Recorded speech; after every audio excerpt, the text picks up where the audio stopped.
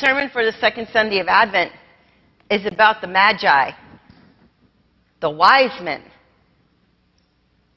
And so the passage is from Matthew chapter 2, verses 1 through 12. Why are we looking in Matthew for wise men? Because there are no wise men in Luke, just Matthew.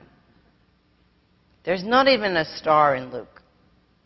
There's just shepherds, the manger, that stuff. So, in Matthew's Gospel, there's a story about these Magi. And I'll be reading from the New Revised Standard Version, updated edition. In the time of King Herod, after Jesus was born in Bethlehem of Judea, Magi came from the east to Jerusalem asking, "Where is the child who has been born King of the Jews? For we have observed his star in the east and have come to pay him homage." When King Herod heard this, he was frightened, and all Jerusalem with him. And calling together all the chief priests and scribes of the people, he inquired of them where the Messiah was to be born. They told him, "In Bethlehem of Judea. For so it has been written by the prophet, 'And you, Bethlehem, in the land of Judah, are by no means least among the rulers of Judah, for from you shall come a ruler who is to shepherd my people Israel.'" Then Herod secretly called for the Magi and learned from them the exact time when the star had appeared. Then he sent them to Bethlehem, saying, "Go and search diligently for the child. When you have found him, bring me word so that I may also go and pay him homage." When they heard the king, they set out. And ahead of them went the star that they had seen in the east, until it stopped over the place where the child was. When they saw the star had stopped, they were overwhelmed with joy. On entering the house, they saw the child with Mary his mother, and they knelt down and paid him homage. Then, opening their treasure chests, they offered him gifts of gold, frankincense, and myrrh. And having been warned in a dream not to return to Herod, they left for their own country by another road. This part of the story is no doubt familiar to you. There are wise men over there, and the nativity that we see right there. You know, it's like Joseph, Mary, the manger, and then the wise men. The only shepherd in Matthew's Gospel is the one that is mentioned that the prophet said, "Shepherd my people." So, just a different scene in Matthew's Gospel. And the other part of this, the part that we're not going to talk about this morning because it's ugly and we don't want to talk about it at Christmas time, is that Herod really didn't want to go pay him homage. I mean, you can almost read in the passage like, "Well, when you found him, come to me, so that I too may pay him homage." I mean, it's almost cartoonish. The way he's like, "Ooh, let me know where he is." But you don't get the sense that these Magi are baddies at all. Because when the star stopped, it says they were overwhelmed with joy. That's not something you can fake. They really, really thought this was something special and really, really, really wanted to figure out what it all meant. They overcome a lot to do this. They had to be afraid to go and just follow a star. They had to be afraid to leave their own countries. And we don't know how many of them there were. I know I say this every Christmas, but it never says there were 3. There were 3 gifts. There could have been 2. There could have been 30. We don't know how many wise men there were. Magi. And there were people who were really educated, and they looked at the stars and they tried to gauge things, and that was like the science of the time, the big science. But they also must have been very people of means because they opened their treasure chests. It's not like they prepared these gifts ahead of time and brought them with them just in case. They didn't wrap them and put a person's name on them. They didn't know what they were going to encounter, so they brought all the treasures with them, just in case. It's like, do you ever go on a trip and you bring a fancy outfit, just in case?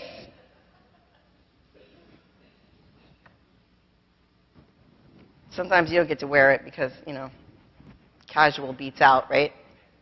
But, they brought all this stuff just in case. And when they found the star, overcome with joy, they said, what are we going to give? What are we going to give? And they offered him gifts of gold, frankincense, and myrrh. They offered him gifts. All right? Put a pin in that, because I think it's instructional for us in our gift giving.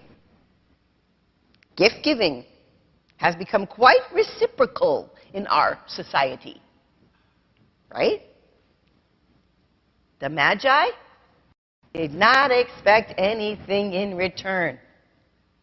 They gave. They gave.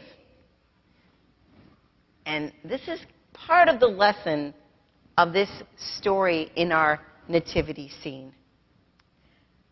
In his book, Pauses for Advent, Trevor Hudson asks,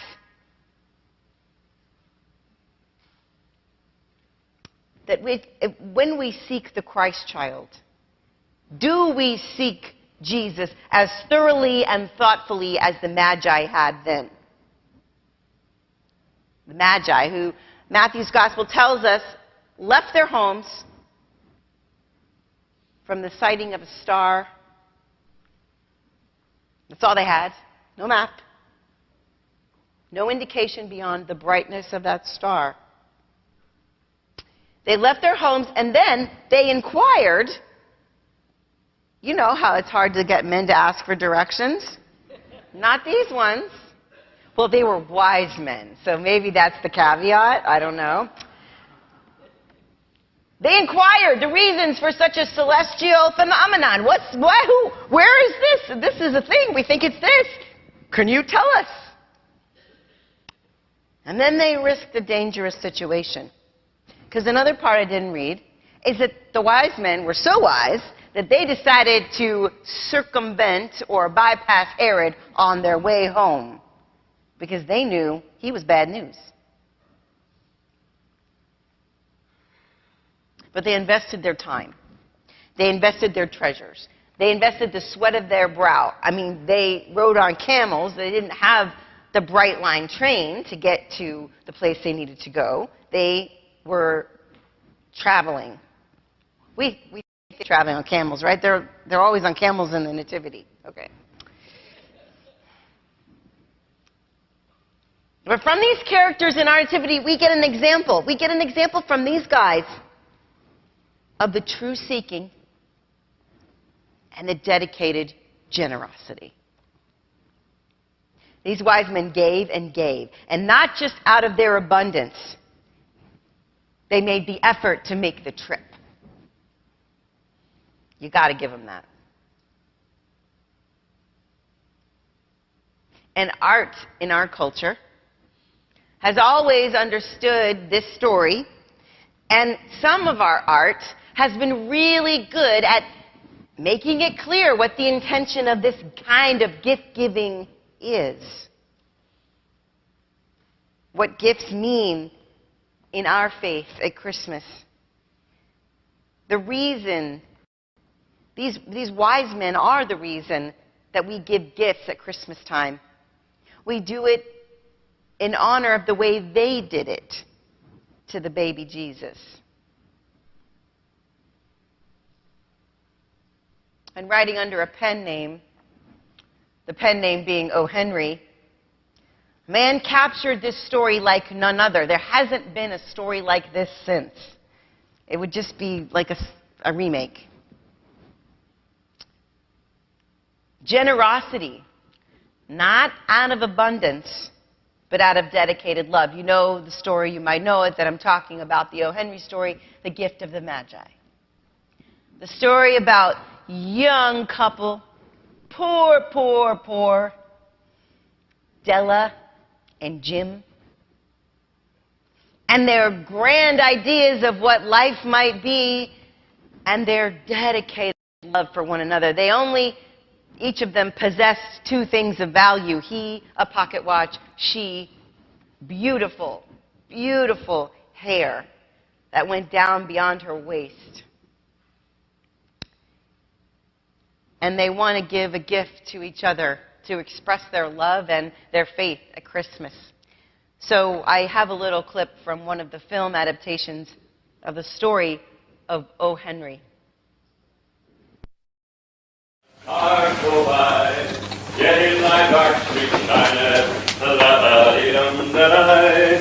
The hopes and fears of all the years are met in thee tonight. Hello? Don't turn it. Why not?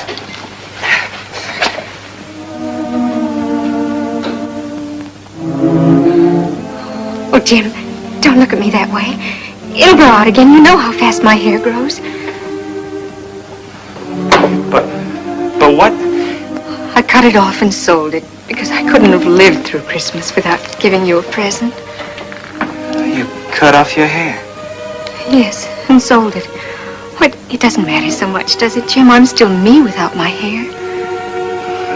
I can't believe it. Your hair, it's gone. You needn't look for it, Jim. It's sold, I tell you. Oh, Jim, tell me it doesn't matter.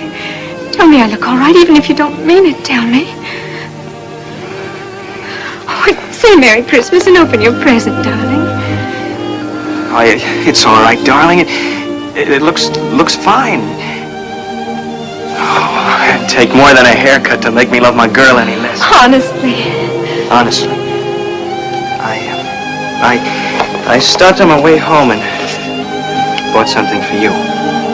Oh, Jim!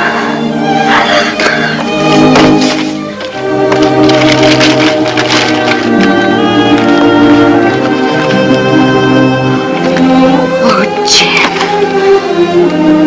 They're not.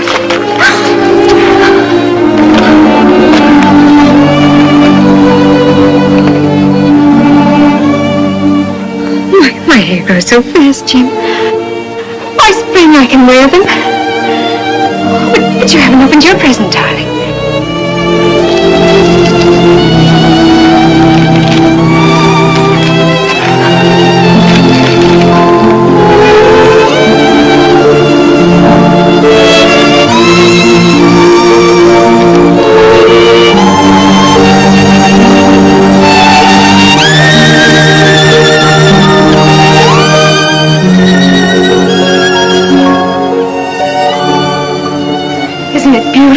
You'll have to look at your watch 100 times a day now. Put it on and let's see. Della, darling, why don't we put our Christmas presents away for a while? They're much too nice to use just now. You see, I sold the watch to buy you the combs. Oh, Jim.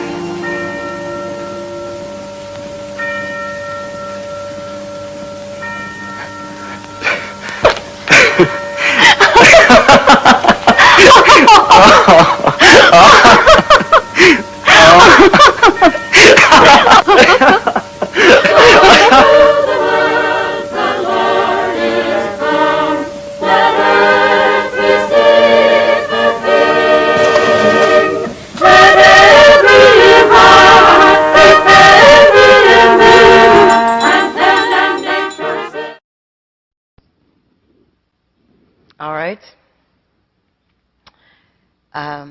That's the story of the gift of the Magi.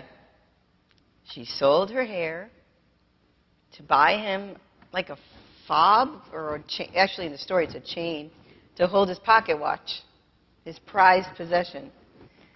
But he sold the pocket watch to buy her combs for her long, beautiful hair.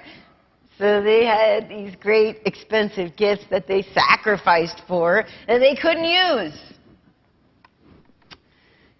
But the real gift is that kind of giving. They couldn't imagine that the other one would sacrifice to give to them, but they did it for each other. You see? And it speaks a little bit to our reciprocal situation of gift giving. It's almost awkward. You think of a gift for someone and you say, well, I don't really exchange gifts with that person. I don't want to put the pressure on them to reciprocate, so, get them it. And that's the way it is, right? I think it is that way for me in my life sometimes. And, I feel like, whoa, if I give a gift to this person, that person might find out, say, why didn't she give one to me? La, la, la. And it might have something to do with the person and the gift and it being like sort of a direct connection. So you got to make sure it's even Stevens. You got to make sure it's reciprocal enough. It's at the level where it could be reciprocated. And there's all these rules we put around it. And we take the heart of gift giving out of the original meaning. The reason we give gifts at Christmas time is so that our culture can make enough money to keep everything running. No! The reason we give gifts at Christmas time is because these magi hiked, schlepped, got on their camels, and rode a long way on a wing and a prayer to find this child and then bring in their stuff with them. I imagine they probably couldn't leave it at home. It wouldn't be safe. So they brought their stuff with them, and they opened their treasure chest, and they said, what's the best stuff we got? Let's give it to this child. Not asking or expecting anything in return, but receiving the best thing. Because what does it mean when you get to give a gift so freely, so openly, so lovingly? You get more than you give.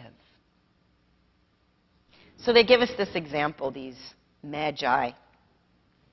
And in his book, Trevor Hudson says, in addition to seeking Jesus, magi also surrendered themselves to him.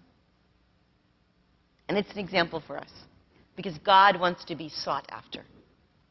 The good news is that we intentionally seek God. And God meets us in our seeking. Because sometimes we kind of stumble around in the dark. God gives us a hand. God meets us more than halfway. And as we surrender ourselves each day, maybe we have to redo it over and over again, maybe multiple times during the day, if you're me, we can give ourselves to God.